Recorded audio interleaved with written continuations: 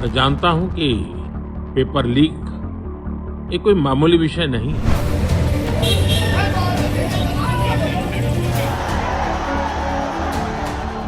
NEET paper leak विवाद को लेकर जंतर मंतर पर जारी छात्रों के प्रदर्शन के आगे आखिरकार सरकार झुकती दिखाई दे रही है।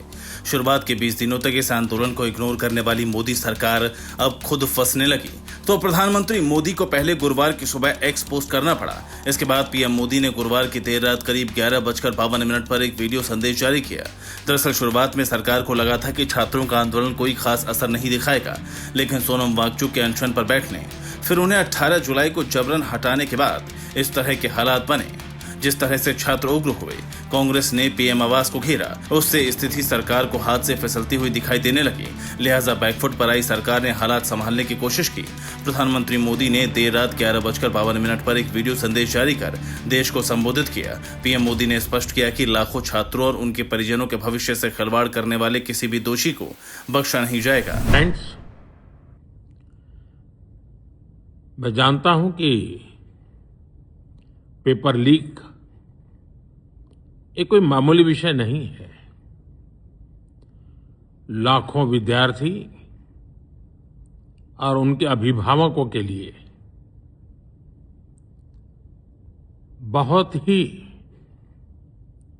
पीड़ादायक है और इसलिए पेपर लीक घटना से अब तक पिछले 2.5 महीनों में अनेक विहित कदम उठाए गए, गुनहगारों को पकड़ा गया है, वे जेल में पड़े हैं। हमारा सबसे महत्वपूर्ण जिम्मा था कि विद्यार्थियों का 1 वर्ष बर्बाद न हो। तत्काल परीक्षाएं लेना बहुत जरूरी था। सरकार ने अभी पूरी शक्ति का उपयोग करके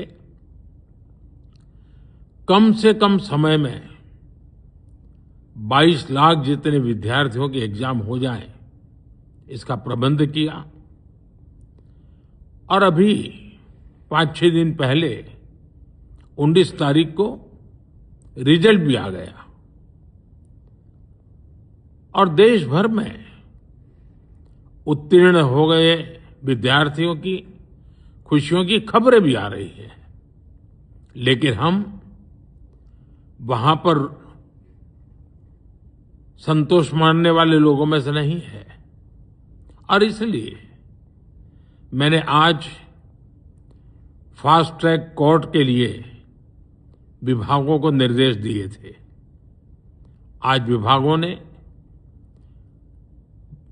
लगातार मेहनत करके देर रात मुझे मुसद्दा भी दे दिया। फास्ट ट्रैक कोर्ट और कठोर सजा के प्रावधान के साथ का ये मुसद्दा कल कैबिनेट में चर्चा होगी। कैबिनेट के साथियों के सुझाव के बाद उसका अंतिम रूप दिया जाएगा और सोमवार से संसद का दूसरा सप्ताह शुरू हो रहा है, तब जल्द से जल्द उस बिल को सदन में पारित कराने का प्रयास किया जाएगा।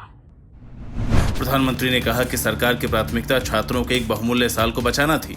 इसी सोच के साथ बेहद कम समय में पूरी प्रशासनिक शक्ति लगाकर 22 लाख परीक्षार्थियों के लिए दोबारा परीक्षा का सफल आयोजन कराया गया, जिसके बाद नतीजे 19 जुलाई को घोषित कर दिए गए। इससे पहले पीएम मोदी ने एक्टिविस्ट और अनशन पर बैठे सोनम वांगचुक के संदर्भ में एक पोस्ट डाली थी। इसके बाद रात करीब 12:30 बजे केंद्रीय मंत्री जितेंद्र सिंह और जेपी नड्डा मेदांता अस्पताल पहुंचे और आश्वासन देकर सोनम वांगचुक का अनशन खत्म कराया। सरकार के बीते 24 घंटे में उठाए गए इन कदमों से साफ है कि जब सरकार बुरी तरह नीट विवाद पर घिरने लगी तो खुद पीएम मोदी ने मोर्चा संभाला। हालांकि शिक्षा मंत्री धर्मेंद्र प्रधान के इस्तीफे को लेकर सीजेपी के समर्थक अब भी जंतर मंतर पर डटे हुए हैं।